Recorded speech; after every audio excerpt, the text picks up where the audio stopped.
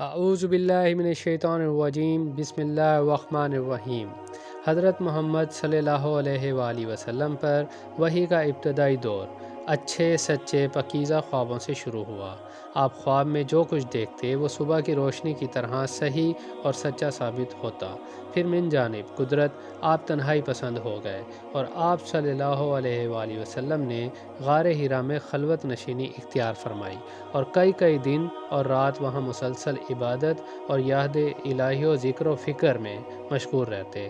جب تک گھر آنے کو دل نہ چاہتا توشہ ہمراہ لیے ہوئے وہاں رہتے۔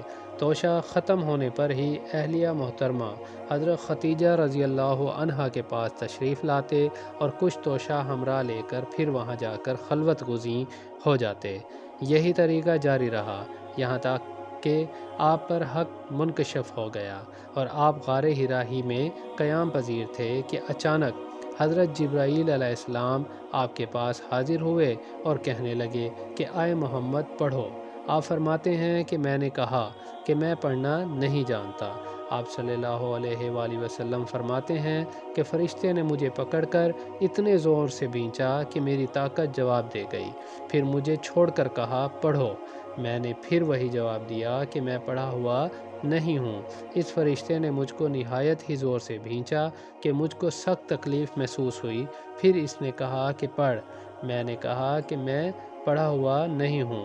فرشتے نے تیسری بار مجھ کو پکڑا اور تیسری مرتبہ پھر مجھ کو بھینچا، پھر مجھے چھوڑ دیا اور کہنے لگا کہ پڑھو اپنے رب کے نام کی مدد سے جس نے پیدا کیا اور انسان کو خون کی پھٹکی سے بنایا۔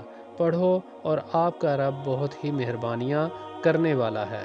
پس یہی آیتیں آپ حضرت جبرائیل علیہ السلام سے سن کر اس حال میں غار حرا سے واپس ہوئے کہ آپ کا دل اس انوکھے واقعے سے کانپ رہا تھا۔ آپ حضرت ختیجہ کے ہاں تشریف لائے اور فرمایا کہ مجھے کمبل اڑھا دو، مجھے کمبل اڑھا دو۔ لوگوں نے آپ کو کمبل اڑھا دیا۔ جب آپ کا ڈر جاتا رہا تو آپ نے اپنی زوجہ محترمہ حضرت ختیجہ کو تفصیل کے ساتھ یہ واقعہ سنایا اور فرمانے لگے کہ مجھ کو اب اپنی جان کا خوف ہو گیا ہے۔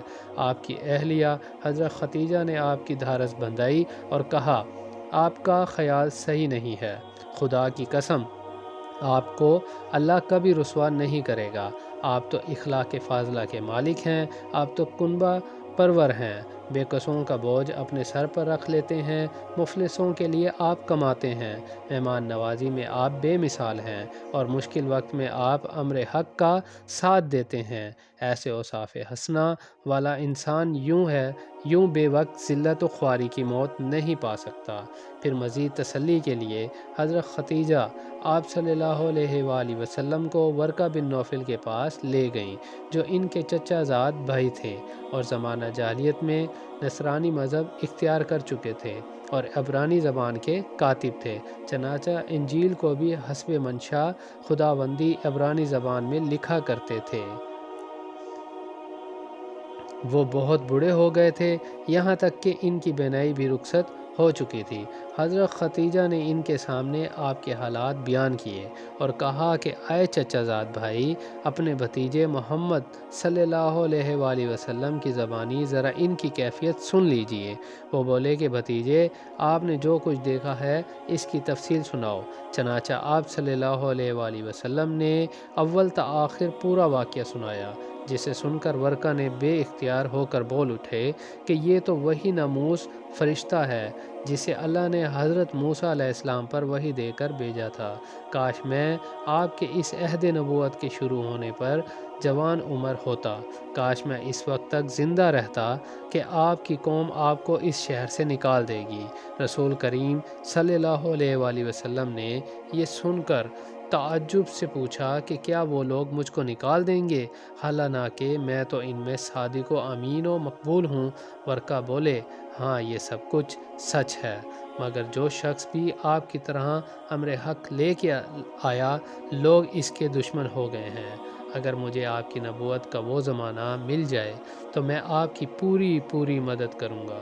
مگر ورقہ کچھ دنوں کے بعد انتقال کر گئے، پھر کچھ عرصے تک وحی کی آمد موقوف رہی۔ حدیث نمبر 3 صحیح بخاری۔